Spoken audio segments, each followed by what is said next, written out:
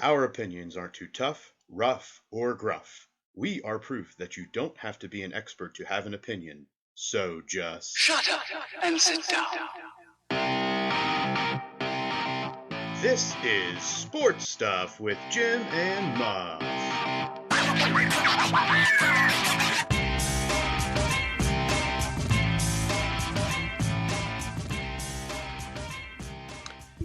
This is Sports Stuff with Jim and Muff. Good. I wanted to see how long we could go. Glad other people were engaged with the show. This is, the Super Bowl episode. The Super Bowl happened, Jim. The Super Bowl. It's kind of a hangover.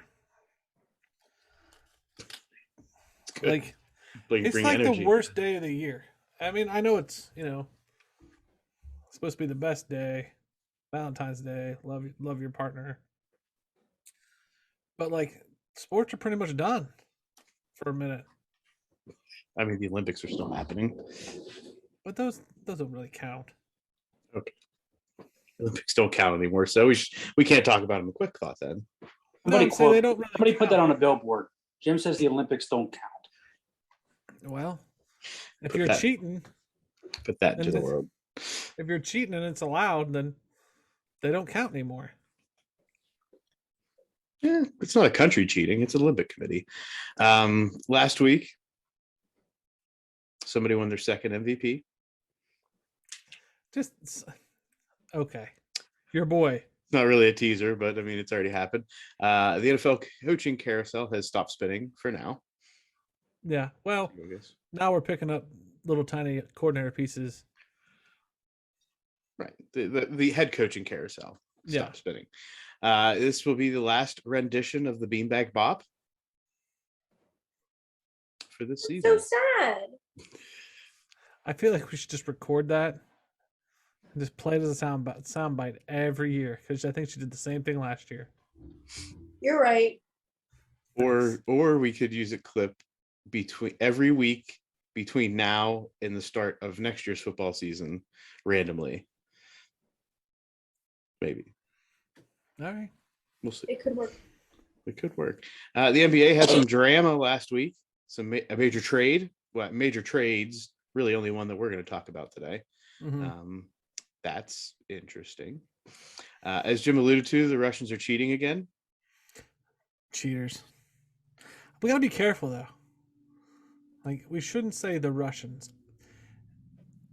Like, they are Russians. I mean, they are from Russia. That therefore makes them Russians. But not the Russians. A Russian was cheating.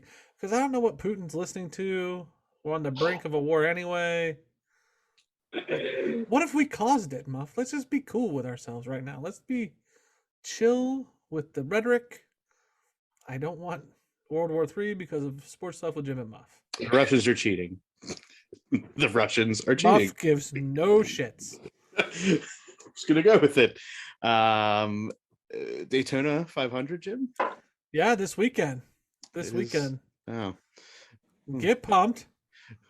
This is my turn to be underwhelmed because I don't care. Yeah, it's good stuff. There's a lot of news that if we have a quick thoughts, Alex is busy in surgery, but if we have quick thoughts, I think you're going to be interested in, Muff. I will be interested in the Daytona 500. Yeah. A lot of turning left today. I pose to the world a jingle contest before we get into this week's show. Okay.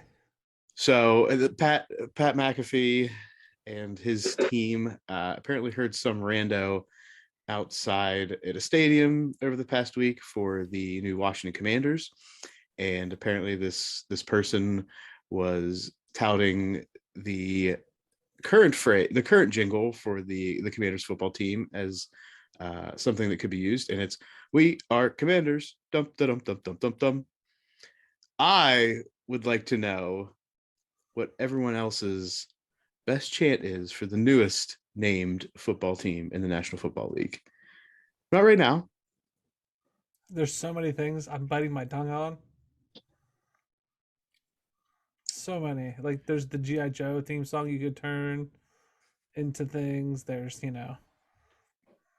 robots in disguise. You get the Transformers thing that you could turn into really bad stuff as far as Dan Snyder goes. Robots in disguise goes. Predators in disguise, but whatever. Don't give everybody all the answers, Jim. If you have a chant, a jingle, whatever we're going to call it, for the Washington Commanders football team, let us know. Tweet at us. Send us a little video on the Instagram. Get in our DMs. Do what you got to do. But yeah, if we get any and we like them, maybe we'll shout you out. Maybe we'll shout you out to the Washington Commanders. Have they changed their social media handle? Let's look it up. I'll look it up right now. I know it's dead air, but it's kill for time. Sam, what do you got for us? She's playing a game. It's at Commanders on Twitter. Oh, Nate, Johnny Quickjaw at Commanders. All right. They did it. They did it, everybody. They made it happen. Do we have a logo for them? No. They're still rocking the W. There's one out there. It's a little different than the old one now. It's like there's some lines on it, but that's about it. I'm seeing a uniform that looks eerily similar to the Steelers. Sure, they got the red. red. I'm looking at that picture right now, and I don't think I necessarily like the W in the middle of the forehead. It just looks like a bunch of lines. That's his face mask. No.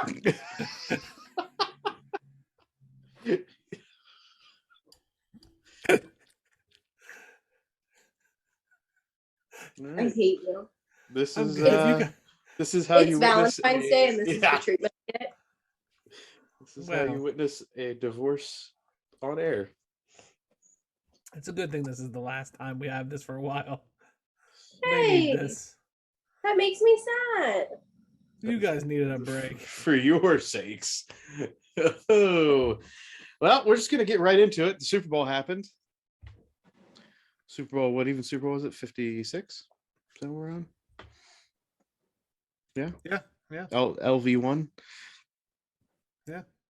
The Los Angeles Rams win 23-20. Thanks to a referee last minutes touchdown. Matthew Stafford to Cooper Kupp. Sure. Thanks in part because the NFL needs that market to grow. Beanbag Bop. Jim, don't put all the eggs into the Beanbag Bop basket just yet. I'm just saying. This game kind of started and ended in a similar way with the middle half of the game, the second and third quarters, mostly dominated by the Bengals. The Rams kind of started out, and then the Bengals forged ahead, and then the Rams came back with the W. Okay, that's a horrible. The Rams were kicking ass, and then ODBJ, whatever, blew his knee out. Listen, I don't call him by his initials. Poo Poo Man blew out a knee. And then the Rams lost all momentum. And then some home cooking. The call got called down from Goodell. Hey, man, we really need this market to kick off. Let's call a BS call. And the Bengals lost. All right. There's Jim's recap. Cooper Kupp wins the MVP. I have no issue with that. None whatsoever. Yeah. It's stats. I mean, really, whatever in this game. Joe Burrow sacks. I forget what we put the over under on. It was 5. It went over, didn't it? It was 6. It was 7. Okay. He tied Staubach for the most sacks in a Super Bowl. Might have been 8. I can't remember, but it was definitely he was tied at one point with 7. Well, I think the 7 stat was the most sacks sustained and still potentially going to win, wasn't it? Wasn't that how that was, or was it just most sacks? It was overall? just most sacks and overall. Okay. It was 7 sacks, by the way. Yeah. Ooh. And I think that stat is important because he still probably would have won the game had there not been home cooking. But yeah, Beanbag Bop. It's not just Beanbag Bop. I think this is a bigger thing. It goes bigger than the Beanbag Bop. Nothing's bigger than the Beanbag Bop. So a little bit of a recap. We'll get into more of this in the betting episode this week. We'll start out real super early. The national anthem, of which this is where Jim already had some issues with my thoughts to start this game. Yes, I did. The national anthem was timed at about 150, 151, somewhere in that range. And that's another thing I want to talk about. If you want me to talk about this on the betting show or now, Muff? Which part? The national anthem. The fact that you believe that the Jets, which couldn't even be heard inside the stadium, had an impact. No, we're going to save that for the betting show. But I'm talking about the national anthem in itself and the timing of it. Okay. When does the clock start? We didn't talk about that on the last betting show, but like, when do you hit the go button? When she's about to talk? As soon as they announce her? When the announcer finishes announcing her? Like, when do you hit that trigger? I believe it's when the first note comes out of the singer's mouth. And that's when I hit the button. Yeah. So done. And then when do you stop? I believe it's when the singer stops singing.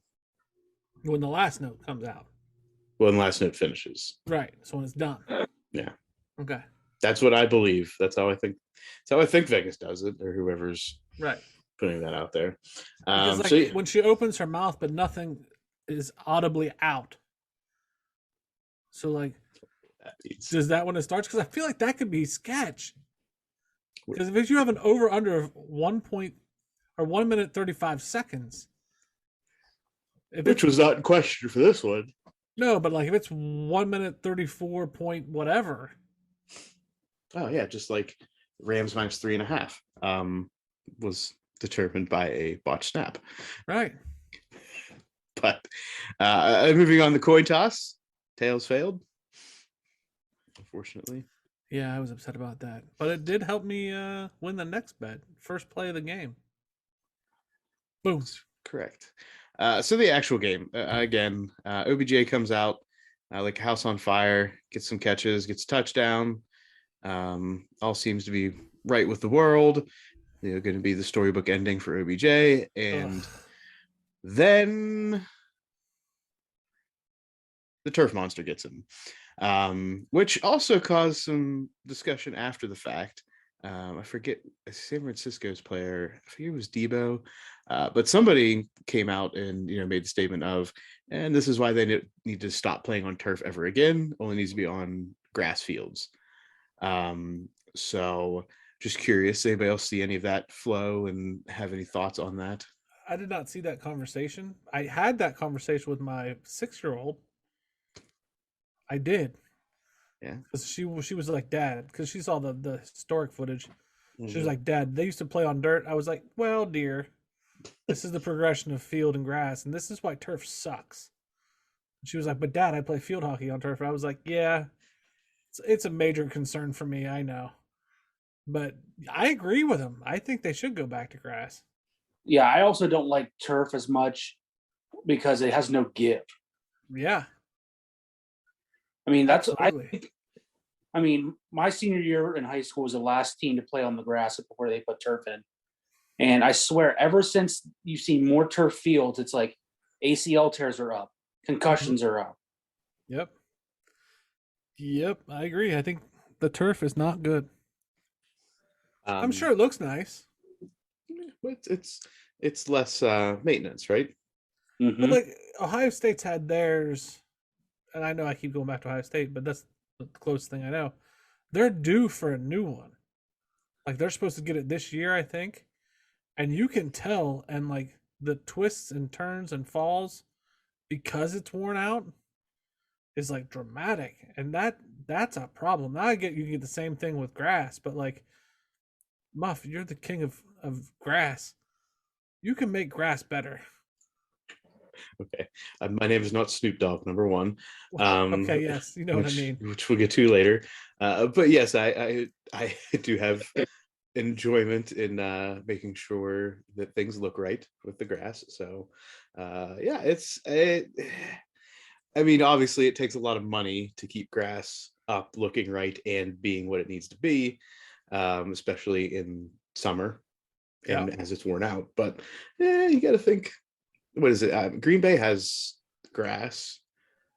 Arizona Pittsburgh does too. Pittsburgh has grass, which is always an issue because it gets so much use out of professional college and one weekend high school. That's just piss poor management. Just because the University of Pittsburgh doesn't have a field otherwise. Yeah, but they let a lot of high school play on there too, right? It's during Whippeal Championship weekend, so it's like one weekend, but it causes issues for like 2 weeks total. But yeah, so was obviously a major story at the beginning of the game. Then kind of closing out the first quarter, my cousin Evan puts a field goal through, putting him one field goal attempt made away from Adam Vinatieri's postseason record. More to come on that later. Matt Stafford then does hook up with Cooper Kupp in the second quarter for his first of 2 touchdowns. And mid-second quarter, we get Cincinnati special, the Bengals special, with Joe Mixon tossing that tutty to T. Higgins. Yeah. And that was a bet. Any non-quarterback touchdown passer? Yeah. Mm-hmm.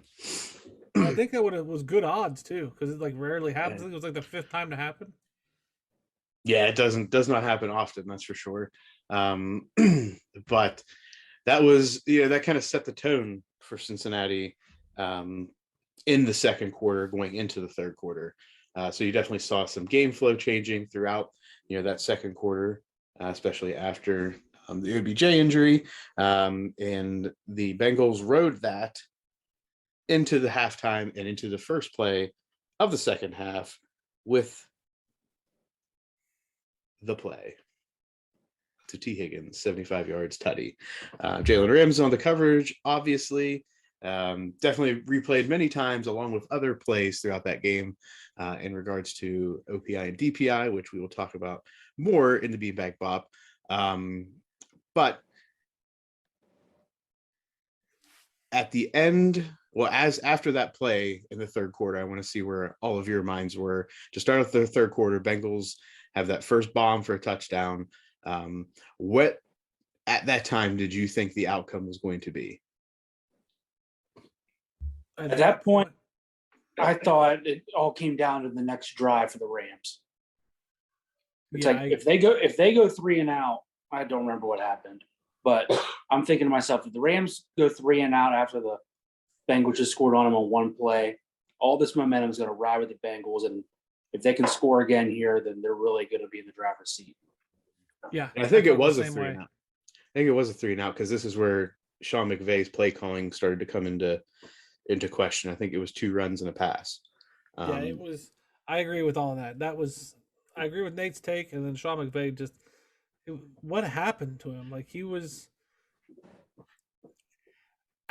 questionable. Is the best way I'll put it.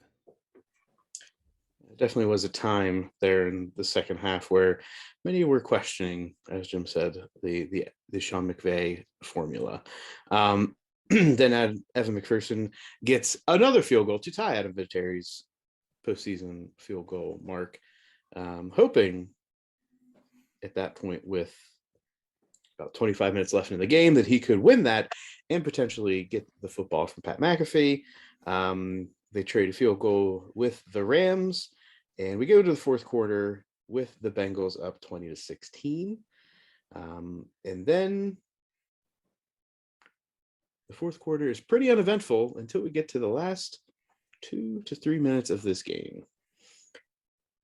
I'm gonna let the Bengals bandwagoner take us through the events as he witnessed them and as he experienced them in those last 2 to 3 minutes. Jim?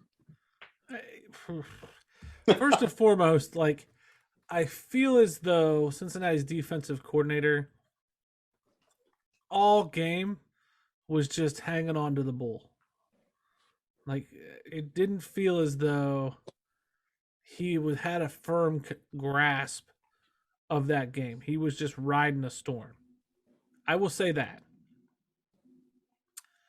Then at the end of the game, I felt like the refs did not want that game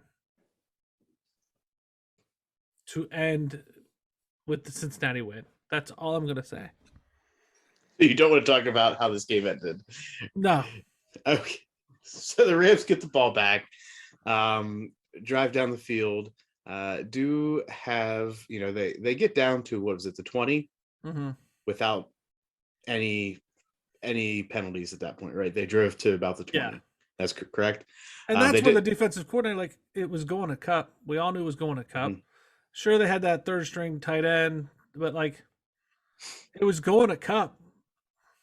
They had that 4th and 1, right? Where Cup started in motion, stopped in the slot, and then just did a speed sweep, a jet sweep, to get around for about 4 or 5 yards for that first down on 4th and 1.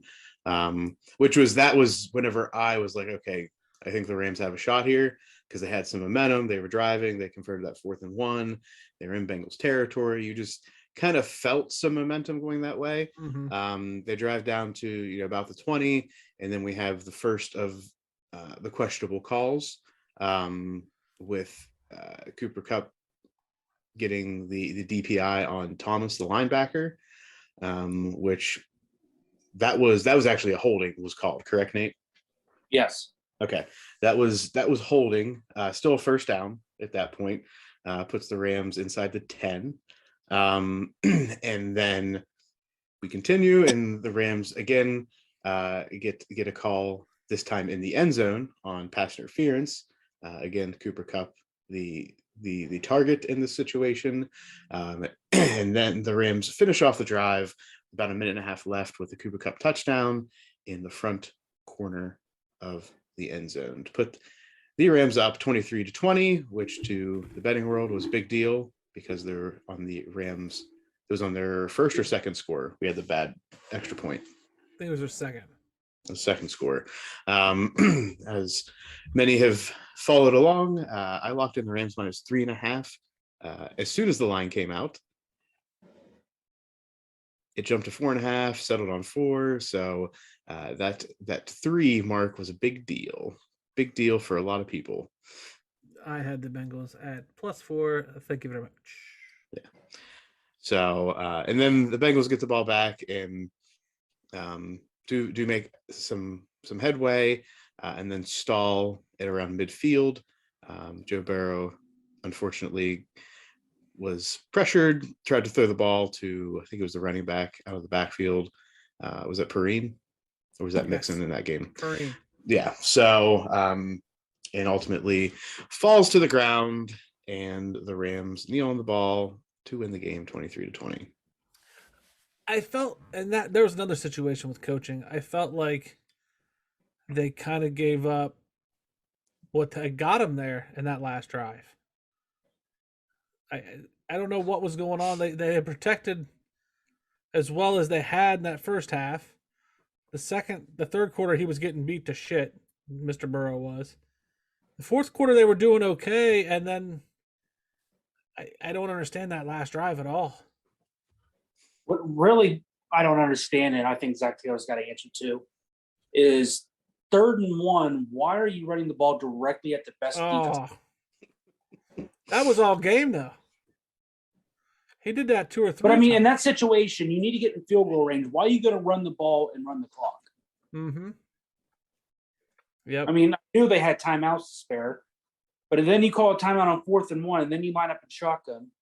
And then, I mean, credit to the Rams. I mean, they brought 4 or 5 guys each one of this plays trying to get a man-to-man. That way Donald couldn't get double teamed, and can't remember the other guy's name, couldn't get double teamed. And then Donald does what he's done all year. He just beats the single man block and gets to Burrow. Yep. And I think that's the first half when they go for it on 4th down and 1 again, and you're in shotgun and you run the ball. It's like you don't give your running back any momentum there to start running downhill. Mm-hmm. I think that, a lot of that success from the Rams, especially in the second half, goes to, that Von Miller trade. That's allowed a lot of things to happen on that defensive line, having that additional threat on the outside. So that's, kind of brought itself to a head, and they highlighted some of the schemes that looked like were happening on the defensive line with the overload, trying to trying to have the Bengals shift their line towards the overload and then leaving somebody probably in a one-on-one matchup somewhere along that line. So I think there's a good game planning from the Rams throughout the game. And it just, whether it's just they were, players play, they were making big plays in big games, or You think that first half there was good game planning on that defensive side? no, I'm saying overall, like Okay. there's some setup there, right? So Sure. they may have been blocked, but overall the Bengals weren't shredding them on the running game. They were getting some chunk yardage here and there. But that's why it's a 60-minute game. You can do some things and then make some transition, make some shifts, or you can set up plays for later in the game. So I think the defensive line game plan for the Rams obviously worked out because they ended up with 7 sacks. So yeah, okay. Yeah, no other thoughts. That was good. That was good. All right, talk about halftime. Yeah. Talking about halftime. So this was tailored to the children of the 80s, as far as children born in the 80s, as well as people that were children in the 90s and early 2000s. So thoughts from the room. Let's start with Sam. Sam, we really want to know your thoughts on halftime. I loved it. My sister is 11 years older than me, so she was born in 85, and by the time I was born, she was listening to that kind of music. And so that's what I grew up on. So I was the 2-year-old that knew all the words to Eminem's songs. So I was living the dream last night. Yeah.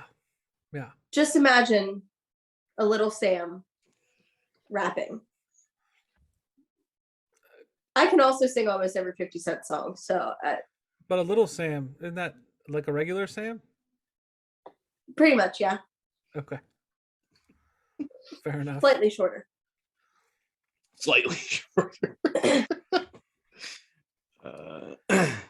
As far as halftime goes for me, I enjoyed it a lot. The grandfather's on the porch, my dad, was very angry about it. And I think he's a musical guy, so it had nothing to do with some of the other people who were angry about it. He prefers Prince over the rap stuff, but I enjoyed it. It definitely harkened back to my childhood. So I think 50 Cent upside down probably shouldn't happen for his blood pressure's sake, but yes, I agree. That was so in our text message throughout the game with some of the chats was one of my takeaways from the halftime show is 50 Cent looks unhealthy. Yeah. And I will follow that up with, I actually today saw a clip of 50 Cent getting into position. Yeah. And that was all him getting up there. This was no he's very muscular. Yeah, I think he needs to lay off some of the enhancement products. Yeah. Which I think he's been on for a bit at this point. So 50, if you're listening, let's keep doing what you're doing, but let's lay off the juice, buddy. He's that's no bueno for you, buddy. No bueno. It was and this just comes back to overall, I am not necessarily a fan of Mary J. Blige, never really have been. So was not super excited about that part of the show. She brought it though. I think they all brought it in a recorded fashion for the most part. How much of that do you think was lip syncing? I think a lot of Mary J. Blige was, unfortunately. I think everybody to some degree had some lip syncing. I just don't know how much. You think? Yeah, I just don't like whenever they do those live performances and they have the sound in the background, they stop singing and you can hear some of that recorded audio. Yeah. Yeah, and that's where I say that's where you hear some of it, which I don't think it's not abnormal for some shows, even live like hip hop and rap concerts, you have that under track, but I think people expect something different from the Super Bowl, even though this is not the first time this has happened, or it will be the last, where those pre-recorded tracks kind of take center stage. I had questions about what exactly Dre was doing on the boards. Like, I get the premise, He's mixing. but like, I understand suspending reality to some extent, but like, Dre, your back is to us the entire time. Yeah, it was a big thing, wasn't it? Where they were saying that they weren't really playing to both sides of the crowd in any way of the stadium. It was all Yeah. towards one. Been super pissed if I was on the back side of the stadium and I like was very excited to watch that, and then I looked at nothing the whole time. Yeah. Yeah. So the house was only open in one direction, and that was unfortunate.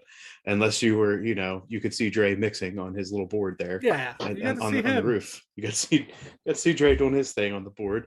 Got to see Snoop come out. There was actually a prop bet somewhere, and I don't know where this was, of what color shoes Snoop was going to come out in. I saw a video today of Snoop token up before the performance. Oh, as I would expect Snoop would. There's only one way for him to prepare, and that was it. But obviously See his wife's outfit. No, describe it, please. It matched his. Okay. Sure. So she had on like blue pants with the same like design on one side, and she had, I think they were Crocs. They looked bedazzled Hell yeah. to match. I'll have to find a picture. Love it. It was interesting. They were like twins though.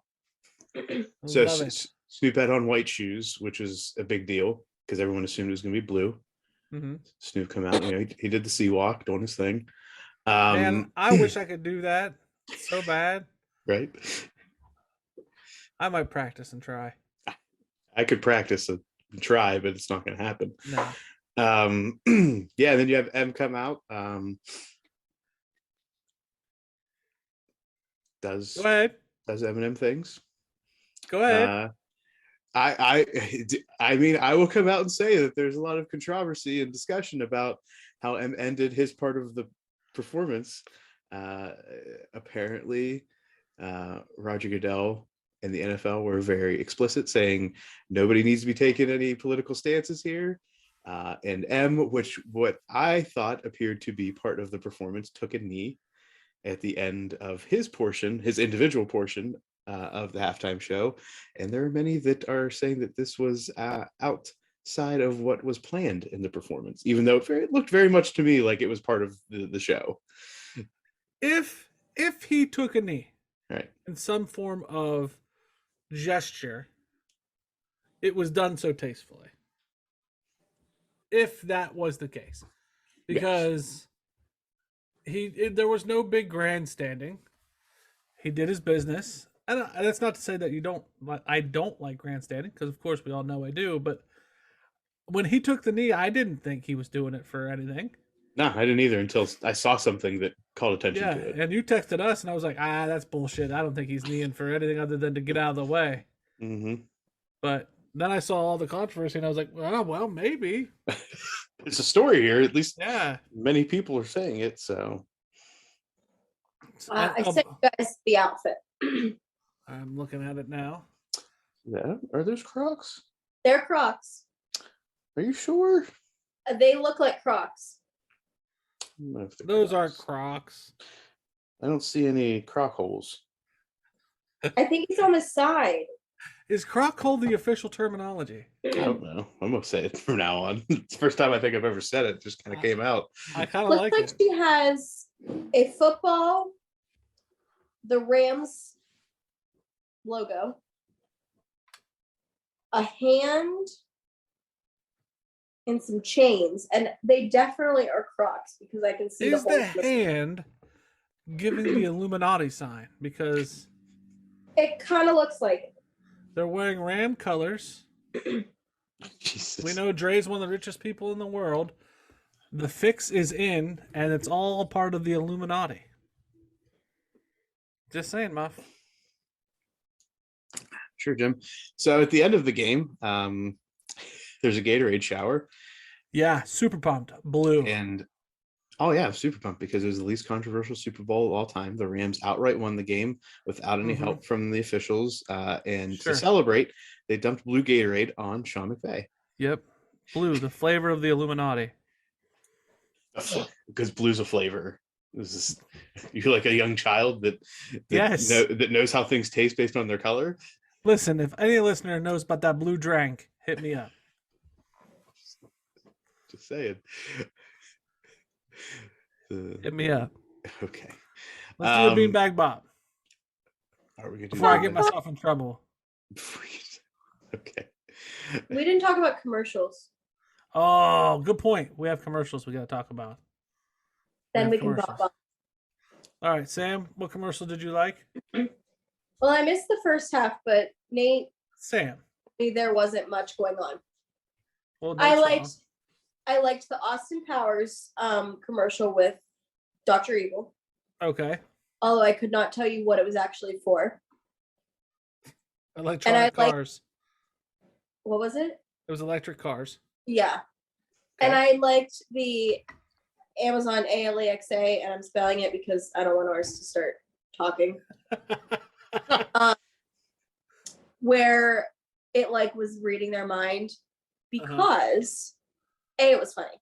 B, Nate showed me a TikTok the other day where she asks you questions and can guess what Disney character you're thinking of. It wasn't just a Disney or just character in general, and she was able to do it. So I am fully convinced that Alexa, don't say it, can read my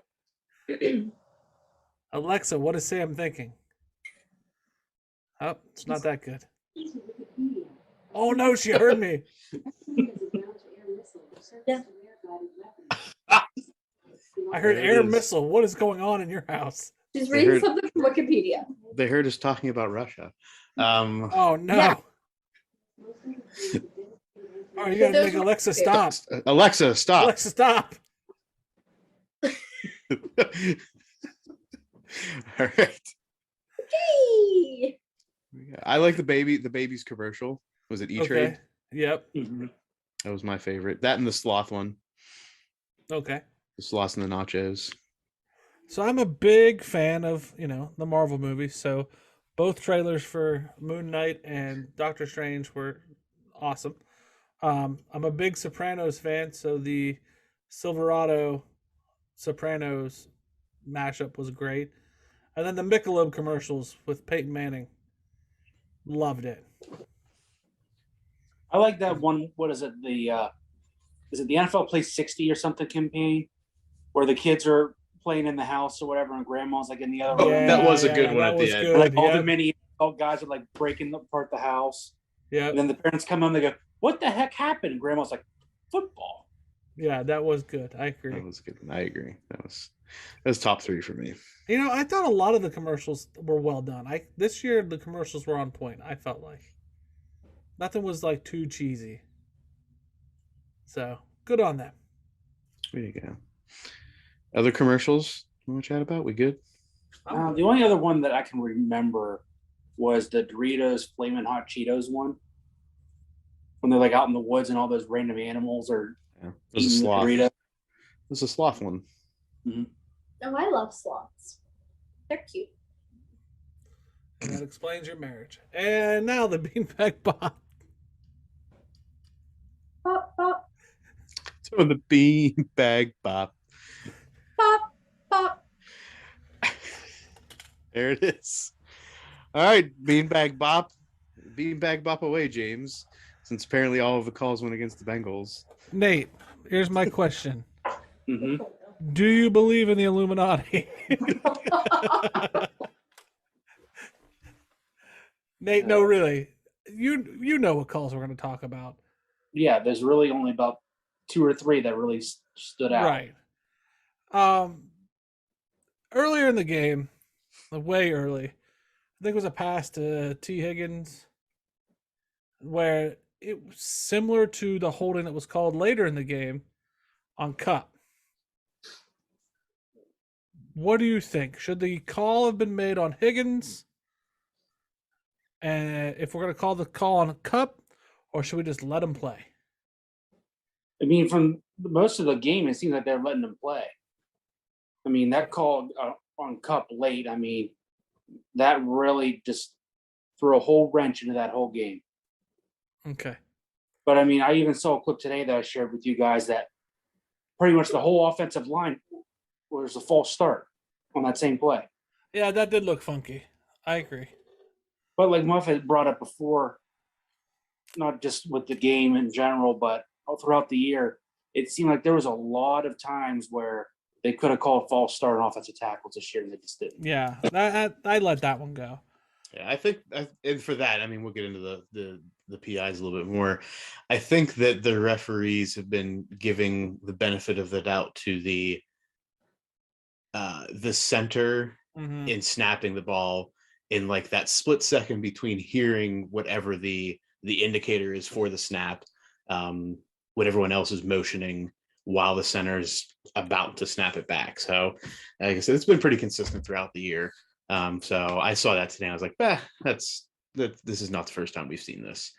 The DPIs though. So yeah, the first one was actually it was right on the goal line, wasn't it? Where I forget who was in coverage, but there was an undershirt tug on T. Higgins. We were talking about this during the game, a little bit of a text situation. I didn't think, like, obviously it could have easily been called, but I didn't think it had any impact on the outcome of the play itself. Obviously others can definitely disagree, but that particular one I didn't think has an outcome on the play. He would have scored a touchdown, Muff. I don't think any of that tug did anything to mess with the play, is what I'm saying. He would have scored a touchdown, or at least gotten a first down. Okay, Jim, did the tug on that undershirt impact the play? Was there holding on the other play? I asked if it impacted the play. Yes. How did it impact the play? Because if the flag would have been thrown, no, not about if not if the flag was thrown. Did it impact the play? I believe it did. How? That's all I want to know. It threw him off a step. Okay. Nate? For a second, I thought Jim was going to be like one of those coaches and parents. They're like, oh, if he would have just thrown the flag, he wouldn't have gotten hurt. Well, no, I'm not going to go that far. They could have threw a lot of flags in this game. Maybe Joe Burrow and Matt Stafford wouldn't have got hurt, but neither here nor there. Yeah. But no, I was pleasantly surprised with the lack of flags. I mean, especially in a big game like that, you don't want to draw attention to yourself like they did at the end. But I mean, I really didn't see much throughout the game. You didn't really see a lot of complaining from coaches or players throughout the game when non calls. I mean, other than Jalen Ramsey complaining like he does every week, but he had a legitimate one on the first play in the second half where there was a face mask that they should have called, but thinking about it, it's like the guys that are on that sideline, it's going to be hard for them to see it. So someone, I don't know with the NFL, if they have a true back judge in the middle of the field, but if they do, that's the guy that's going to really get the good look at it. Yeah. And that play, like 75-yard touchdown, starts second half. Actually, I think the referee came out later. I don't know if it was the referee or whoever was right in that, who would have made that call. I forget who that was. And who would that be, Nate? That'd be the back judge? It'd be a back judge, or I'm not sure what it's called, side judge, or I'm not sure what they call the deep wing in the NFL. A down judge. Okay. Somebody came out later and said that the reason that wasn't called is because there was no like tug on the helmet, or there was no, because there's no incidental face mask anymore in the NFL. There's only the personal foul. That was the justification I saw come out for why there wasn't a call there. Not that we didn't see it, but there was no tug on the face mask, which I'd rather just say we missed the call than try to explain that one away. Yeah, I do think Ramsey tried to sell it a little bit, but yeah, that's definitely something I think should have been called. Okay. And then we get to the end of the game. Jim, would you like you to set this up now? No, I'm good. You called conspiracy the whole time, and now you don't even want to talk about it. Yeah, I've covered it enough. You said it was dumb. You said it was dumb. You said it's rigged. The NFL's rigged. Like, these are terms that you threw out there very candidly. I still stand by them. Okay. Well, why is the NFL rigged, Jim? Muff, You're not gonna get me worked up tonight. It's Valentine's Day. Handle the business. Don't get me worked up. All right. So at the end of the game, Rams inside the 20. We've got the first as Cup is coming across the right side of the field, and Thomas, the middle linebacker for the Bengals, gets called for the holding. This seemed, if I'm being honest, less holding than the no call on T. Higgins at the beginning of the game. So, Nate, did you see anything differently, or did you expect one way or the other when you saw that replay? No, I mean, watching it live, I couldn't believe they threw the flag. And then watching the replay, I still can't believe they threw the flag. The guy basically, he didn't grab him. He basically had oven mitts on.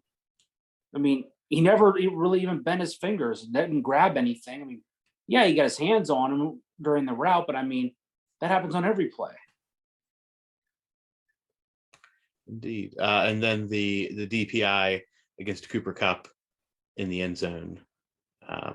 It, to me, is maybe one of the more legitimate calls, but still not, to me, like the clear and obvious that we would hope at that point. No, that one was fine with me getting that DPI in the end zone, but that one that got, I think it was a third down play, and they gave him that automatic first down. I mean, you could just see that just took the wind out of the sails for Cincinnati. No, man, we only had to stop him for one more play. Now we got to stop him for 4 more.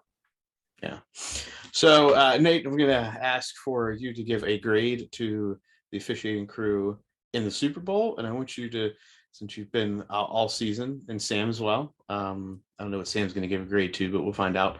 A grade to the officiating in the NFL over this year. So what would you say in the Super Bowl, Nate? What would be the grade you would give? Up until that point, I thought it was pretty good than the one blown face mask within that end of the game there. I mean, I'd say B- for the Super Bowl. Mm-hmm. A B-? Jim would give him an F. I would probably give them a D+. And Trying to get that only degree. reason for me B- is I thought it was well called throughout the game. Yeah, they missed the one on Ramsey, then that one of the game is the reason why. But I mean, the Rams were just driving all the way down the field. I think everybody kind of anticipated the way that drive was going.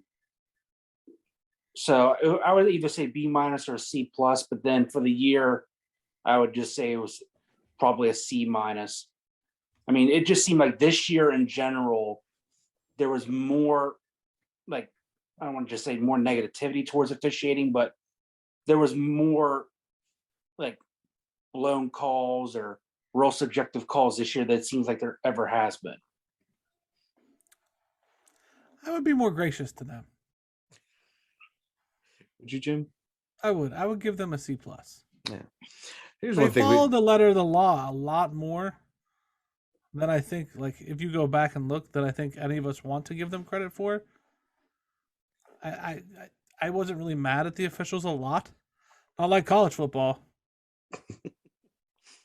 Well, and that's the thing too, is like we have a lot of these like people sitting on their couch or watching and things like that. I highly encourage, and not just because we do need officials in every sport, at every level, but just try going out there, even go to your kids' practice or like just one time at a game. Like, don't watch the game as a fan. Like, pick out one official and just like think of like how quick and like split second it is. Like, think about it when the first time you're driving and you see someone like you think you're going to get hit, or you might run a stop sign or a red light or whatever. It's like, it's those split decisions, and you can't go back and watch this replay like we do at home. I mean, it happens so quick. I mean, even my first year doing Pee Wee football, and you watch it live, it's like, oh my gosh, these kids are basically walking. And then the first time you get out in the field for a varsity high school game, you're like, holy shit, this is the fastest I've ever seen football. Yeah, I would understand that. That makes sense. Jim, Illuminati and everything aside, do you want to talk about people in the field after the Bengals fourth down and out play that you had some concerns about? So, if we're gonna call the guy, the Cincinnati player in civilian garb coming out celebrating the stupid interception. Like, that was a bonehead move. Okay? That's why he's a bonehead. And he should have had the flag on him. There were a lot of civilians on the field during the taking of the knee. Throw the flag. Throw the flag. To what end, Jim? To what end? It's just as stupid. Be consistent. That's just my opinion. Just throw the flag. They're gonna take a knee, but like, be consistent. Nate, really, I don't know where Nate's at with this one right now. I'm not sure. Yeah, take a knee to end the game. Yeah, let's just bring even more attention to ourselves by throwing stupid penalties. I'm just saying, that was dumb. At that point, the game's over. Get the hell out and go home. All right, maybe. All right. Where's Sam? Sam still there? I'm right here. All right, Sam.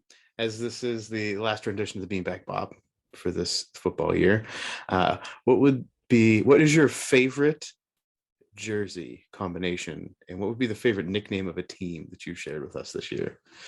Oh boy. Oh, let's think. I need to remember which ones we had. Who was that first one I came up I don't know with? if you can't remember. I'm not that good. No, there was the first one that I came up with. That was really funny. The Christmas trees or ketchup and mustard? Oh, the Halloween. It was Halloween versus The Bengals, as I recall. It was Halloween versus Christmas. Who was Christmas? Who was Christmas, Nate? I think it was the Chiefs. Maybe. Couldn't have been the Chiefs. We're just red and white mostly. Oh no, it was the Bedlam game. Oklahoma State. I think so. Oh yes, it wasn't NFL. It was college. That's the one. That was a good one. Yeah, That was a good one. Dougie versus Joey B. Dougie versus Joey B. Who wins? Yeah. Oh boy. Oh, this is a tough one. Or Mason Rudolph, is he in there? Well, okay, I'm a little mad at him because he posted a picture of his girlfriend today for Valentine's Day. Excuse me? It was Valentine's during football, so you don't play that. Boy. I think I've given up on Mason because honestly, He stinks. The Steelers Joe have. Burrow. Why not? Joe Burrow, I will say, is pretty fine. His girlfriend thinks so too. Yeah. Mm-hmm. So you go Joey B over Dougie? I think Joey B. Joey B over Dougie. I did, though, think that Evan, your cousin, looked adorable sitting on the sideline watching the halftime show. I agree. That was hilarious. It was really cute. That would totally have been me. I think it was hilarious that he was potentially the only rostered player out there watching that and loving it every second of it. Yeah. If we had to go with favorite jersey combo, though, there's some bad. Somebody needs to like revamp these color matches because they don't go together. Has she ever seen the Seahawks, Nate? The Seahawks highlighter uniforms? Oh, those are terrible. I know exactly what you're talking about, and they're horrible. No. So next season, I'm going to need some better clothing. NFL, be better. Yeah. Nate, any parting words? Color. It's true. Nate, any parting words? I don't know. I guess get your bean bags, tuck them away for hibernation, even though winter's hopefully almost over. And for my sake, I'm tossing in my bean bags for, I don't know, there's really not a lot of stuff for baseball other than your clicker to keep track of the pitch count or the count on the batters. So I don't know. Trade in your bean bags for clickers for now. And a little plate brush. Yeah. Those are horrible. We'll be back soon, right? We'll be back. I don't know when, but we'll be back. And that wraps up the last rendition of this football season for the Beanbag Bop. Bop, bop. Everybody get your beanbag ready to rock. Follow me and have fun to the Beanbag Bop. Do it, the Beanbag Bop. We've talked about the Super Bowl. We've talked about the halftime show. We've talked about the Beanbag Bop and the plays. It is now time to discuss NFL awards for the past year. I'm excited for some of them. Some I'm sure you're super excited. Super pumped. I'm double excited. 2 times excited. Two times. 2 times excited for. I don't know how we want to work down this line. Where do we want to start? Let's go back. Let's go up to the top. From bottom to top. Yeah. Okay. For coach of the year, we had Tennessee Titans coach Mike Vrabel. I don't think he should have gotten that by any stretch of the imagination. Apparently, in the regular season, people thought the Titans were good enough to give Vrabel or they think the players are bad enough. Is he doing more with less? I don't know what this award measures in the end. So, Zach Taylor, Sean McVay. I might even say the Steelers coach. these are regular season awards, right? So, but still, the Titans got them to this point. The Titans were the number 1 seed in the AFC. The Bengals made the playoffs. The Steelers made the playoffs. I get it, but it's tough to. I think it's tough to justify giving Coach of the Year to a team that was not one of the number 1 seeds. I just think it's tough to justify it. No, thank you. All right. Comeback Player of the Year. I don't think there was really any debate in this one. No, I agree with this one. With Joe Burrow winning Comeback Player of the Year after coming back from an ACL injury last year to lead the Bengals to the AFC North crown and the playoffs, and to the Super Bowl ultimately. But again, these are regular season awards. Defensive Rookie of the Year, Penn State product, Micah Parsons. I think this was a given too. This was, I think it was unanimous or almost unanimous. I forget if anybody else received a vote. I think it was like the first unanimous for many years. I forget how many. He's an impressive dude. Yeah. Beat Tyreek Hill in a foot race. Offensive Rookie of the Year. I know. I've already said that they were probably just doing it so he could get some extra money, maybe. Offensive Rookie of the Year, Jamar Chase from the Bengals. I don't know. I'm trying to. Who else was up for this award? That's really what this comes down to. Is I'm trying to picture. Najee Harris, I'm sure was up there, but again, didn't have the season to surpass Jamar Chase in any way. I'm just thinking of other rookies on the offensive side of the ball that made an impact. Rookie quarterbacks. No, Not the year of the rookie quarterback this year. Mac Jones probably had the best hope there, but fell off towards the end of the season for the Patriots. Jamar Chase, I think, was going to win this award at any point. So next we get to Defensive Play of the Year. The best Watt, TJ. He is now the best Watt. But do you think that he had a better performance than Micah Parsons? I think that sacks are king. It's like home run. Home runs are king now in baseball. Okay. All right. I'll go with that. That's really, if you're looking for an all around, I think defensive playmaker, sacks are going to be the mark and tackles for loss are going to be the mark. And I think TJ Watt has just proven at this point, you get some of this consistency over 2 years, because there were people saying last year he should have won this and he went out and did better. And I think there would be a lot of issues if he didn't win it this year from a lot of people. Micah Parsons did receive votes, which I think he's the first rookie to receive that many votes in the Defensive Player of the Year category for, I think, maybe for a long time or ever. So good on them. Next in the Offensive Player of the Year, we had Cooper Kupp. Again, Yeah. no, I don't think there's anybody really saying any nays on this one. Yeah, I agree. Got the triple crown in the receiving, had the most receptions, touchdowns, and yards. Yeah. That doesn't happen all the time, people. So you got to reward it when you see greatness. And the NFL MVP, two-time, 2 years in a row, Mr. Green Bay, at least for now, Aaron Rodgers. Yeah. I don't see it. Way to go, Aaron. I don't see it. Who do you put over him? That's really the question. So we're saying the most valuable player, right?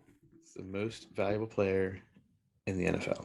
That without him, the franchise is Kaputski.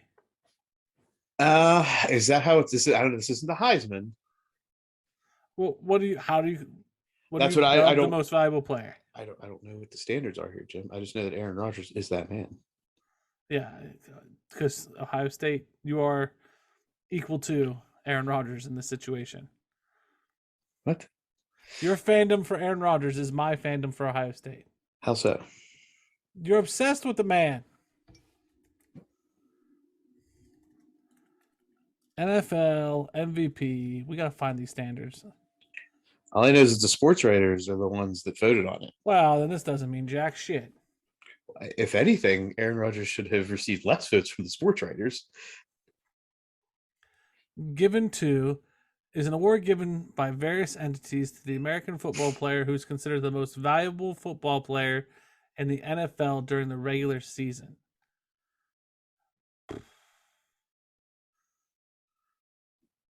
Yeah. The question is, who else? That's all I want to know. I mean, if the Joe answer's Burrow, and if the answer is not Cooper Kupp, then who else is it? Cooper Kupp's a good candidate. Joe Burrow, another good candidate. Most valuable player. So I guess that means if you put him on a franchise, because in the NFL, not to their team, if you put him on a franchise, he's the hot commodity. He's the commodity. They automatically make you better, Right. like substantially better. Cooper Kupp. Well, I'm not going to say that, like, I'm going to sit here and like disagree with you up and down, but then the answer always comes, well, who's throwing him the ball? Like, if it's insert name of Sam Darnold throwing the ball to Cooper Kupp, is he? Yeah. Like he himself. The only thing that I think would in that argument you're making is if you put him in Baltimore. But on the flip side, put Aaron Rodgers in Baltimore. Does that franchise get better? I don't think so. I think they probably do. They already have a rushing attack. They have some decent wide receivers. Lamar Jackson just overshadows. And I mean, there's the questions of Lamar Jackson's throwing prowess. That whole team is built around that guy to be that mobile quarterback. Right. I'm saying Aaron Rodgers goes to Baltimore and he improves that team. They make the playoffs.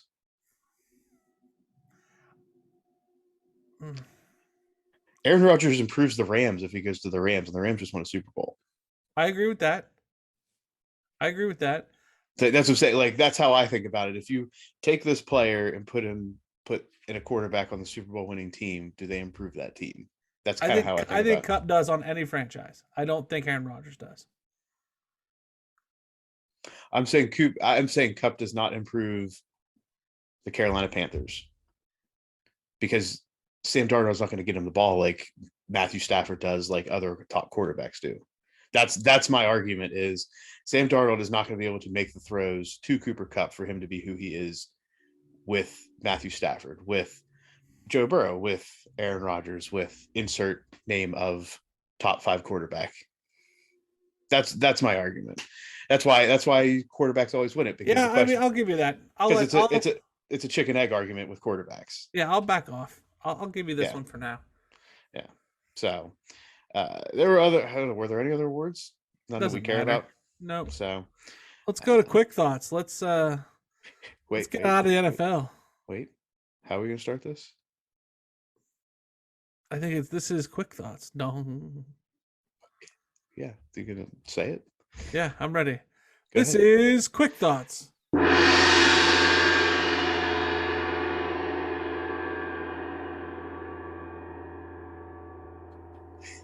As you can hear, we do not have a referee tonight Yep. for this recording, so strap in, folks, because this could get wild. So what we're going to do is Jim and myself are going to introduce one of the quick thoughts topics. The other person will then give their response, and the person who initially discussed the topic is going to have their rebuttal. And I think we have to leave it at that, or else we're going to have. That was gonna be a long night. This won't be quick Yeah. thoughts. This will be the anti-quick thoughts. Yeah. This will be the not so fast, not even a little bit fast, fast five. Starting out, this is one that you brought out, Jim. Why don't you give you the opportunity to do this one if you want? All right, that's fair. In the Olympics. In his farewell tour, after formally announcing he would retire after the Olympics, Shaun White finished 4th in his last event and broke down at the base of the hill. What is your favorite Shaun White memory, and what should be his legacy in snowboarding? I think I tweeted this out from our sports stuff account. My favorite Shaun White memory is the interview he did after his first Olympics, where he won a medal, and he was talking about getting on the plane and pretty much getting the drink service thrown at him. And the person who was doing the interview said, "Wait, aren't you like 19?" Right. He says, "I'm talking about Mountain Dew, baby." Like, just without even just right out of his mouth. It's just kind of like, I think, set the tone for who Shaun White was, where he's just like, whatever, just gonna keep being me and just roll with it. Yeah, that's my favorite of memory as well. I absolutely. What is his legacy to snowboarding? I believe it's probably snowboarding is a cool sport. I mean, I remember playing it on PlayStation 1, the cool boarding 1080, but Shaun White made it definitely mainstream, being on the cover of Rolling Stone. Just it brought that cool edge to it and made it a fun thing to watch because he brought a personality to it. Anything else, Muff? No, but they're rebuttals. Just All roll right. with it. Next in the Olympics, Russian Olympic Committee figure skater Kamila Valieva tested positive for a banned substance in December after helping the Russian Olympic Committee to gold in the team figure skating event, and in the process of this, landing the first quad in women's competition. Camille tested positive for trimethazidine, which is when I wish we had Alex here, a drug that can help the heart be more efficient. Does this change anything about our views on the Russian Olympic Committee, and what do you think should be done moving forward? I think it's a freaking joke. I think they owe Sheree Carey huge apology. I guess one of the largest differences, other than the black and white thing that we're not going to bring up because God forbid that be talked about. ROC will talk about it, but the ROC is not going to mention it. Is apparently the IOC or the ROC, because the ROC doesn't matter anything in this. This is the IOC. The IOC. IOC. Yeah. I'm sorry. The initials. I apologize. Right. But Camilla is 16 and she's in what the IOC calls a protected class.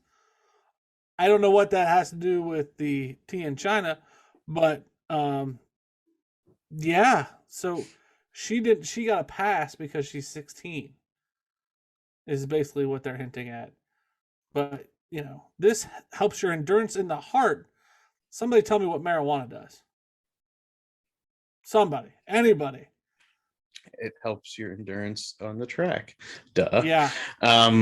So let me take a big rip of the bong and let me show you how much endurance I got. Did you not see what Snoop did at halftime? Yeah. His performance was enhanced. He was smiling as he was lip syncing. That son bitch.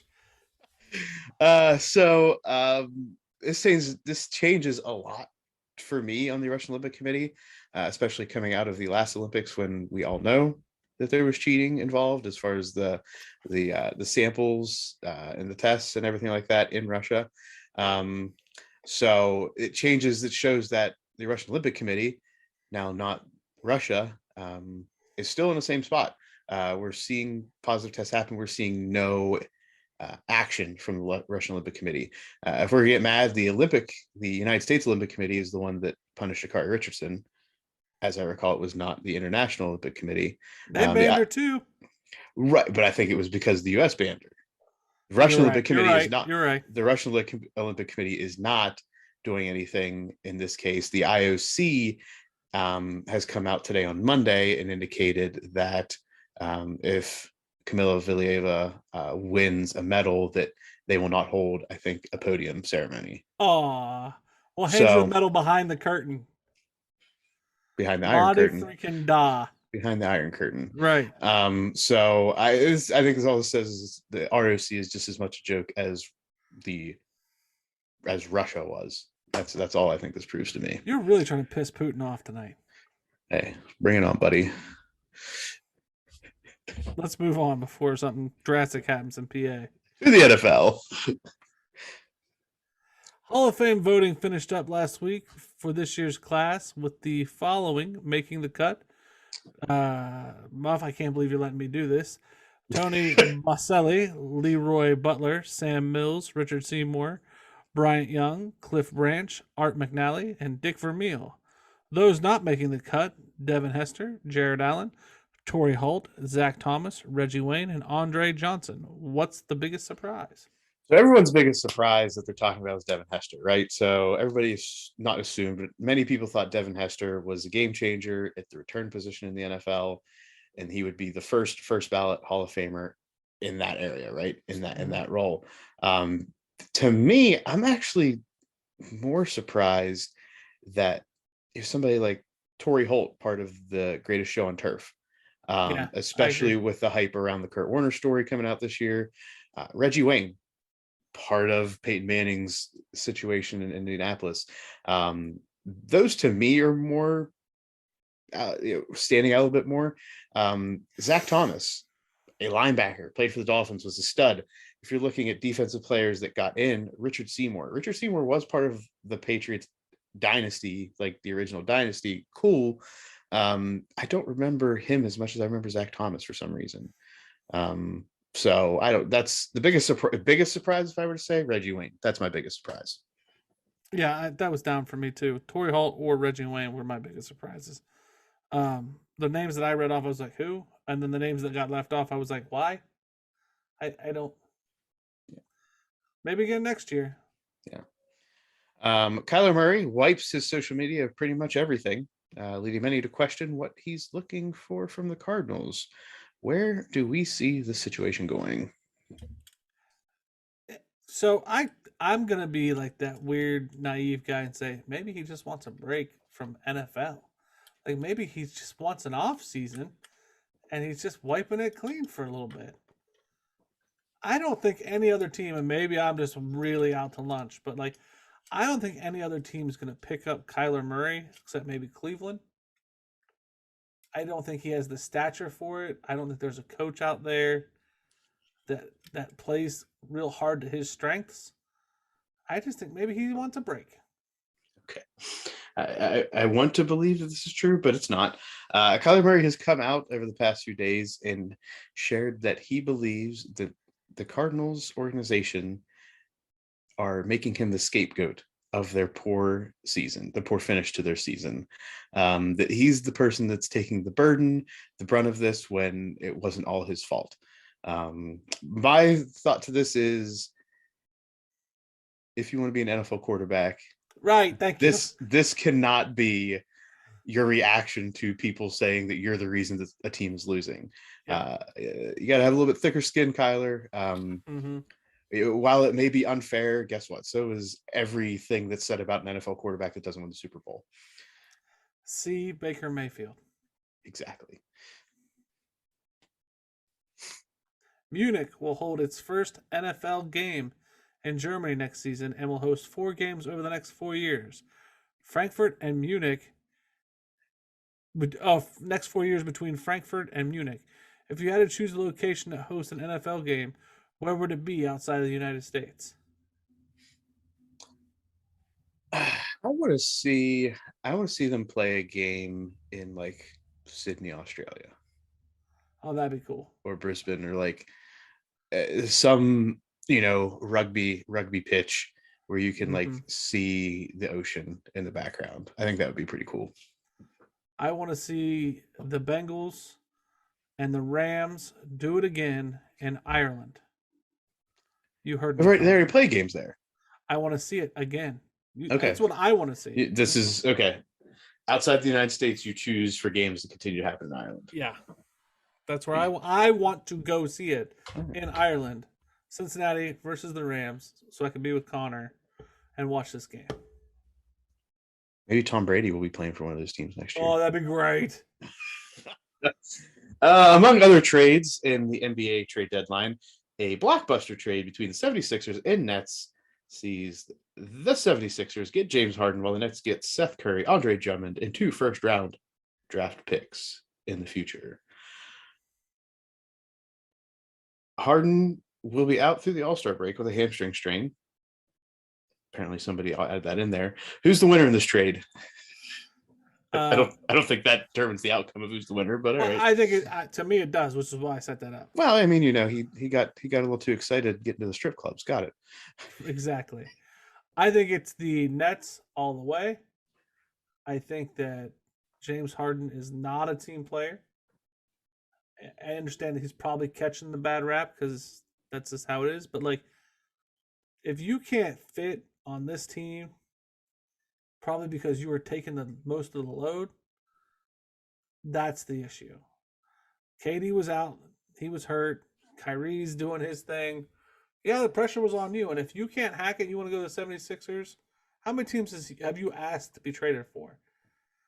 James Harden, you're a schmuck, in my opinion. Oh, schmuck. So I think the winner of this is ultimately Daryl Morey for the 76ers, because they've been sitting on Ben Simmons without knowing if they were going to get anything in return.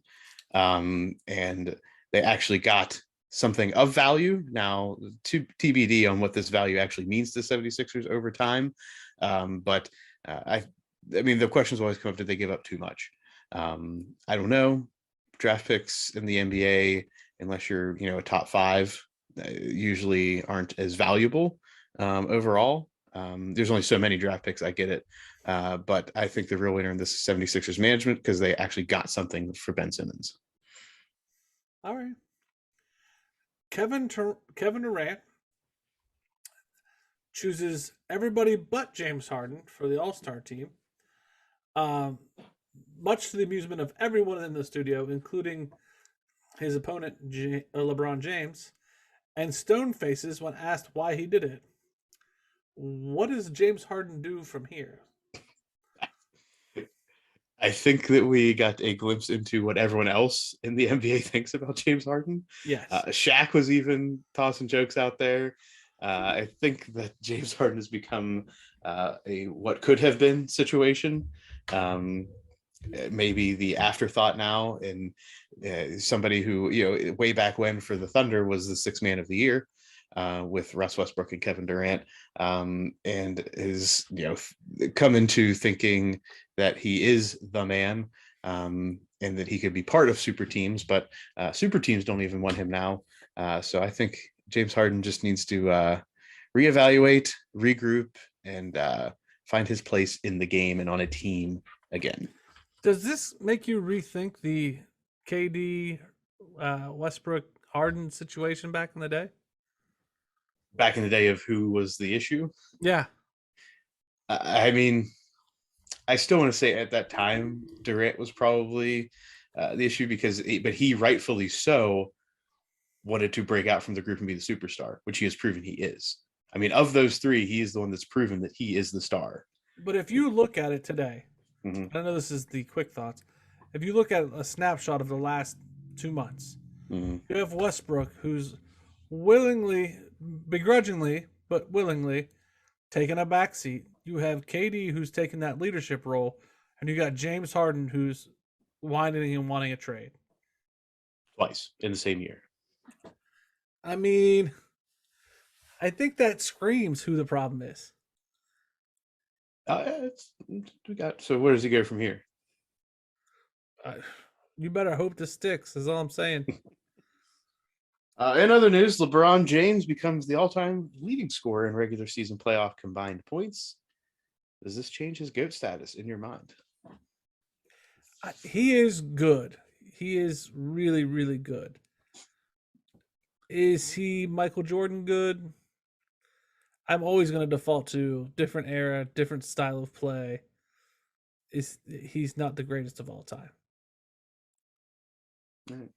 Yes, and you see, obviously, once this comes out or once people see this, there's actually a good narrative going around that how is this not headline news, and why do we waste so much time waiting for Steph Curry to break the 3-point record when we could have been focusing on LeBron James?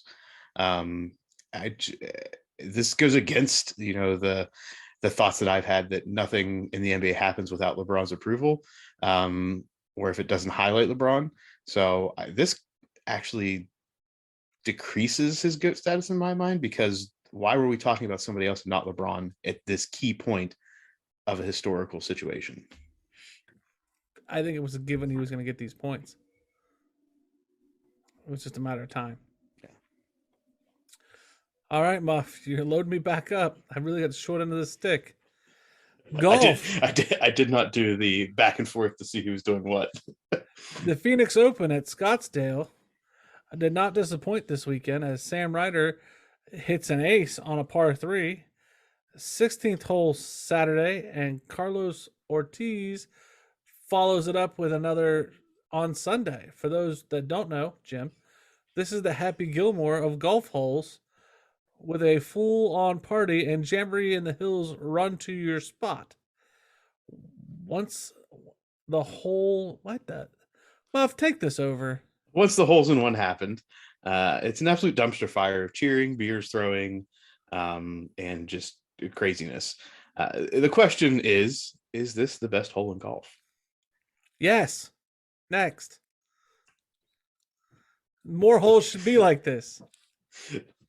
This is, I think, the most entertaining hole in golf, but as more of a golf purist, I've got to say that the history and the thrill of watching the Masters, the first major tournament of the year, has a little bit more to me, and many of those holes have more meaning to me than the TPC Scottsdale.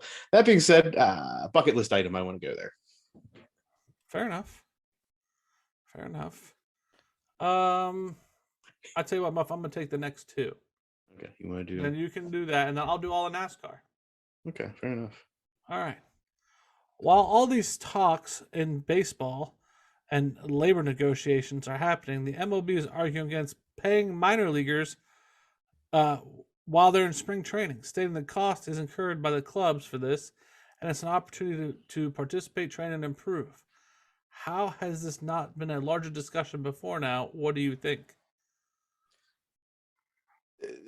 This is another one of those, how does an operation that can pay their top players like $500 million not have money set aside for player development and for training that's going to cost them probably no more than $20,000 a year? How has this not been a bigger discussion? I don't know. We're in the negotiations and you see this come up and the MLB is like, nope, not going to do it. This is an opportunity for them to learn and grow, and we shouldn't be paying them during this time. I think that while this sucks, I think there should be some responsibility from the organizations themselves and the top end players to say, okay, if not saying restructure our contracts, but how can we find a way, if I have to give up $50,000 from my contract, which is $500 million, to make sure that these players get something during the spring training, some payment. I think that's how it's got to go out. And that's what the owners are going to say is, well, we can't pay you $500 million if we have to jump $50,000 into this. Okay, pay me $495 million. We'll figure it out. think you're giving them a lot more credit than they're actually gonna be worth. Anyway, MLB owners have agreed to institute a universal. You don't even have designated hitter. thoughts? Don't have thoughts? No, it's baseball. I don't give a shit. The next one I might. MLB owners agreed to institute a universal designated hitter and will be doing a draft lottery. Which of these are more interesting to you? I'll go first. The designated hitter. Mhm. I think that's about time. Well overdue. Universal designated hitter is going to again, have a lot of baseball purists coming out of their minds. We've known this is going this direction. Pitchers are so special, like specialty. Why are we putting them up there? The worst that can happen to them is they hurt themselves, whether it's getting hit by a pitch, whether it's pulling a hamstring, whether it's doing something around the bases. If you're going to, this is another one of those, if you're going to pay somebody that much money to throw the ball, what do I care if they can bunt the guy to second base or third base? Protect the investment. Yeah, it's protecting the investment in the end. So that's more interesting to me. But I'll be honest, I'm kind of pumped to see what the MLB does different than the NBA in the draft lottery. If they do anything different, just are we going to have this big old pile of balls in the bingo machine? That's really, I want to see something like that. So I think that may make people actually understand when the MLB draft is happening, which nobody realizes happens during the season. Because nobody cares. You get some eyes on the draft, maybe for at least the first 5 to 10 picks. Okay. In NCAA, in the foosball world, a source has confirmed to ESPN. Who's that source? Who knows? Adam Schefter? I don't know. He's breaking major news during the Super Bowl for some reason. On Monday, that Luke Fickell has agreed to a new contract through 2028 that will pay him $5 million a year, pending approval from Cincinnati's Board of Trustees. School is also expected to up the staff salary pool to $5.2 million, a bump of almost $1.5 million. What does this mean for Cincinnati and the other non-Power 5 schools, Jim? To me, this is insane. I think they deserve it. I think this is probably very low tier compared to other coaches. Like Ryan Day is probably making more than that. But coming out of a pandemic, yes, I understand probably 2 years out of pandemic. I don't know where Cincinnati found that money at all, given the state's budget. Cincinnati is still a public school, and we're going to drop $6.6 million on coaching. Wow. Good for you, Cincinnati. But I think other Power 5 schools better keep up. And it's a good thing Cincinnati's going to the Big 12. You good, Muff? Yeah, I didn't realize that UC was a state school. Yeah. I did not know that. So what does this mean for Cincinnati? I mean, good for them that they're able to hold on to somebody, at least by contract, for this length of time. It keeps them recruiting, keeps them, I think, above the other non-power the other non-power fives with recruiting. Interested to see what type of staff Fickell's able to attract with that. All Ohio State people. Kerry Combs is there. They just picked him up. Kerry Combs was no longer welcome. But I mean, like, that's what's going to happen. I think they got another Ohio State guy too. Cincinnati and Notre Dame are going to get everybody Ryan Day says no thank you to. Fair enough. Where does this put him? What's Nick Saban's thing that he gets the franchise tag of the top 5 or 10? I don't think it's going to even put a dent in Nick Saban. Okay, I was just curious. Does this up his salary at all? No, I'm pretty sure the guy from Auburn Mm-hmm. I was looking at his salary. I think he's getting like, talk about somebody who's on the hot seat but not at the same time. I think he makes like $8 million a year. Yeah. So I don't think this is going to put a dent in Saban's nice non. Saban's going to rework his contract to say plus 3 times the salary of the highest non-power 5 school Luke Fickell coach. Right. just to raise it, that's like $100,000. Like, Luke Fickell, thanks, buddy. Yeah. All right. NASCAR, Jim. All right, so we'll wrap this up. because Jesus, Alex isn't here. how many freaking topics we've talked about in Muff, NASCAR? but this is all important stuff for you. It's not. So, like, let's change this quick thoughts to thoughts from Muff. Okay? Thoughts from Jim. No, because this is nothing to do with NASCAR. This is all celebrities getting into NASCAR. Okay? Okay. So first, the NASCAR thought. Muff, are you going to watch the Daytona 500? Why or why not? No, I dislike NASCAR. Done. But it's nothing but wrecks. That's the whole reason I watch this race. I don't watch people drive. I watch golf for birdies. I don't watch golf for the triple bogeys. Okay, well you're wrong on this one. Think of the wrecks as the hole in ones. Okay. We don't celebrate wrecks, do we? Yes, I do. You celebrate Dale Earnhardt. Okay. Whoa. Thank you. The safety measures have improved since then. Case in point. Okay. I will be watching, probably drunk. Hey, these are Muff's thoughts, not your thoughts. I'm just telling the fans that I will be drunk. All right, next. Floyd Mayweather Jr. is now in racing, Muff. The long-delayed debut of the Money Team Racing is set to race in Daytona.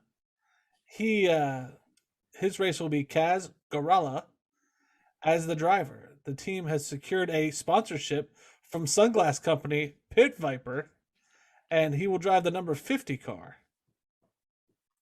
Muff, what say you?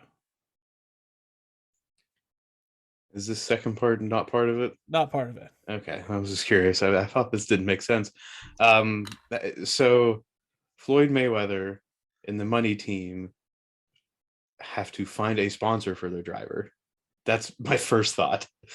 Why does the Money Team need a sponsor? Why can't they just be the Money Team? That's absolutely a good point. That's my thought. And Floyd Mayweather is going to be all in Pit Viper. It's a cool sponsor. Don't get me wrong. Thank you. Thank you. All Money Team's all in until that first or second wreck when they're like, oh, well, how much money does this cost us? Right. That one wreck cost me more than it takes me to box. Okay. Right. And the Money Team's like, whoa. Floyd can go out and box for an hour and make 5 times the money you just lost in 20 minutes. Let's get out of this game. Fair enough. That's my thought. Dana White is in the race game now. We didn't know this, but he and Pitbull partnered up on the race when they were in LA. He sponsored Pitbull's team, Trackhouse Racing. But the UFC did? No. Dana White's whiskey. Howlerhead Whiskey. Sponsored the Pitbull's race car. And he's going to get into more sponsorship deals with Pitbull. Hey, Steve Will Do It is a Howlerhead Whiskey fanatic. If anybody doesn't know who Steve Will Do It is, let's go into YouTube. You'll find some Steve Will Do It videos. Interesting character, interesting human being. I mean, Howlerhead Whiskey. That's Dana White owned exclusively. Yeah. It's his. I mean, I'm sure he's got like small partners that go along with him at some point. Mm-hmm. It's a whiskey company. Jim Beam did it.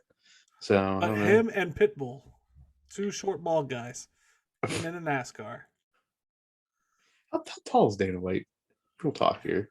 I think like 5'9", 5'11". He's but not very big. Pitbull's not that tall. He's right? short too. Well, Pitbull's like 5'6", maybe. I say all this, Muff, because we're to point out bald short guys. Got it. We could get into NASCAR. We have hair and we're short. And we're not the Money Team. We don't have Howlerhead Whiskey, and we're not it's something to aspire successful to. musical artists. All right. So more serious topics. Jesse Uwiji, a lieutenant commander in the Navy Reserves, is going to begin his first full season in NASCAR with the backing of Pro Football Hall of Famer Emmitt Smith and his General tequila. Motors. Heredara tequila. Ouija will be in the second tier Xfinity Series and join Bubba Wallace as the only black driver competing full-time in a NASCAR national level series. Muff, what say you? Good job, Jesse. I see. This is why I can't get in. This is why I can't get into, the the leagues that have all of these different week to week circuits that people try to keep up with because there's a reason to keep up with it, right? I can't do that. I watch professional golf. Yes, there's a lower tier, but I don't care who's on it. Okay, I but don't care until they get to the majors. I understand that there's like more to this story. This is just one step down, Muff. This is literally right, one and I step down. don't keep track of that in the PGA either. Okay, but it's still cool. Emmitt Smith, another black driver in NASCAR. Like, right, the story's great. I'm just saying I don't. Do you know how much diversity I just spoke about in NASCAR that probably would have never happened 5 years ago? What, the last three topics with Floyd. I mean, I get Pitbull, it. Like I said, it's Floyd, cool. I'm all about Smith. it. I'm just saying. I'd say all this because holy shit, NASCAR, way to go, you! It's impressive. Way to go, NASCAR. We'll see. I need this. I Well need this played. to. I need this Well to live played. for 5+ years. You know what? Excellent point. All right. Lastly, and I think this is epic, NASCAR's top drivers have once again unified to form an independent council to gain a collective voice in decisions that affect the sport. The Drivers' Advisory Council announced Friday that it is more organized than a previous attempt to unify in 2014. A board of directors has been established, and a retired driver and current NBA or NBC sports analyst Jeff Burton has agreed to oversee the effort. The board includes Denny Hamlin, who's a car owner, 3-time Daytona winner, former Cup champions Kurt Busch, Joey Logano, also young guys like Austin Dillon, Corey LaJoie, Daniel Suarez, and retired driver Kyle Petty are on the board. Muff. They've unionized. You said so much here, and I still don't understand any of it. I understand this is this is a drivers' union. I mean, hopefully they'll get more done than those guys in Canada are getting done right now, to their benefit. I mean, good for the drivers for forming this effort. Again, this is another one of those for me. Is this going to last 5+ years? Is this going to last 2 weeks? Yeah. What are the impacts? The same guys that wrecked into each other. Right. As soon as they wreck into each other, they're no longer going to be on board with each other in this union. Right. So what's the end of this union? Is it safer working conditions? I mean, no, inherently this sport is unsafe. Well, yes and no. They want, as we've talked about a long time ago, everybody's car should be stock, wink, right. Wink. They want to have say when NASCAR tries to change the stock car, wink, wink, and any track changes and safety changes that they might disagree with. If you remember, and we talked about Dale Earnhardt earlier, when they tried to do the Hans device, everybody was like, maybe, and it went through Dale Sr. Mm-hmm. And if Dale said no, everybody was like, not going to do it. So with this unified thing, the hope is that matters of safety will go to this council, and then the council will also shift it down. And the same thing when matters of like, hey, we want things changed on your end. So to me, all of this NASCAR news, yes, it is turning left, and this is probably one of the more simpler sports, to put it mildly. But all of these progressive things that they're doing, first off, never would have happened 5 years ago, let alone 10. But it's interesting to see how this works, how the inner workings of this sport progress. When you have baseball who are like, we're not playing, we need more money. It's very interesting to me. Was that your That's my imitation of a baseball player with a dip in his mouth? Yeah. That's what it sounded like to me. That's what it was. Baseball, which is, I mean, I'm going to be honest, an exponentially more diverse sport than NASCAR. Right. And that's what's mind-blowing to me. At the player level, I don't know about the owner level. I'm not going to right, sure. I can't get at that. I